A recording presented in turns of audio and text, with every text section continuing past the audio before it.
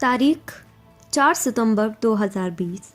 नई दिल्ली में भारत के राष्ट्रीय सुरक्षा सलाहकार अजीत डोभाल नेपाल के राजदूत से मिलते हैं।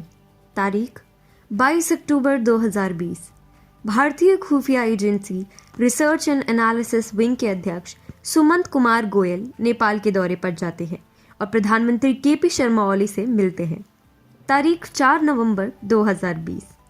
भारत के सेना अध्यक्ष जनरल एम नरवणे अपने 3 दिवसीय दौरे पर नेपाल जाते हैं और वहां नेपाल के टॉप सैन्य अफसरों के साथ साथ नेपाल के राष्ट्रपति और प्रधानमंत्री से मिलते हैं। तारीख 26 नवंबर 2020। भारत के विदेश सचिव हर्षवर्धन श्रृंगला नेपाल के 2 दिवसीय दौरे पर जाते हैं और वहां नेपाल के प्रधानमंत्री से मुलाकात करते हैं। पिछले कुछ महीनों में भारत के विदेश मंत्रालय ने नेपाल को चीन की पकड़ से आजाद कराने में कोई कसर नहीं छोड़ी।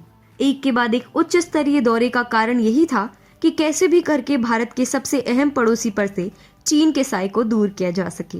अब नतीजा देखकर लगता है कि भारत अपनी कोशिशों में सफल भी हो रहा है। दरअसल हाल ही की खबरों के मुताबिक नेपाली प्रधानमंत्री ने अपने यहाँ मौजूद चीनी राजदूत हो यांकी को उसकी जगह दिखाते हुए नेपाल की राजनीति से दूर रहने के लिए कहा है।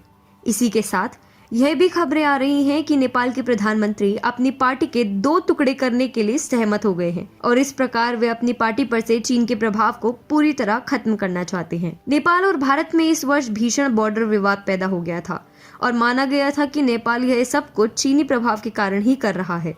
खुद नेपाल के प्रधानमंत्री ओली भारत के खिलाफ बयानबाजी करने लगे थे। अयोध्या को नेपाल का शहर बताना हो या फिर कोरोना के लिए भारत को जिम्मेदार ठहराना हो, ओली ने खुलकर भारत के खिलाफ कई बयान दिए थे। हालांकि अब ओली दोबारा भारत के करीब आते जा रहे हैं। हाल ही में भारत के विदेश सचिव ने नेपाल का दौरा किया है और अभी चीन के रक्षा मंत्री भी नेपाल का दौरा करने वाले हैं। ऐसे वक्त में नेपाल के पीएम ने चीन विरोधी रुख अपनाकर ये स्पष्ट कर दिया है कि अब नेपाल ने अपनी गलती का एहसास कर लिया है। गलती इसीलिए क्योंकि नेपाल के साथ दोस्ती के एवज में चीन ने नेपाल की जमीन पर ही कब्जा करना शुरू कर दिया था। नेपाल के हुमला जिले में चीन ने पहले तो अतिक्रमण किया और बाद में जब नेपाल की ओर से एक पर्यवेक्षण टीम इलाके का दौरा करने गई तो चीन की ओर से उन पर आंसू गैस के गोलों के साथ हमला किया गया।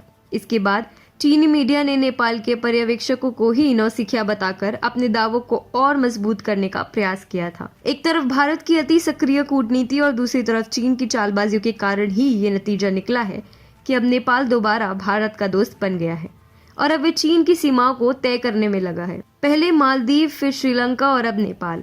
भारत अपनी कूटनीति के बल पर एक के बाद एक अपने पड़ोसियों को चाइना फ्री करता जा रहा है और चीन के पास हर बार अपने हथियार डालने के अलावा और कोई चारा नहीं बचता। नेपाल के अखाड़े में चीन के खिलाफ भारत की ये जीत ये साबित करती है कि कूटनीति और सॉफ्ट पावर के मामले में चीन भारत के सामने कहीं नहीं ठहरता।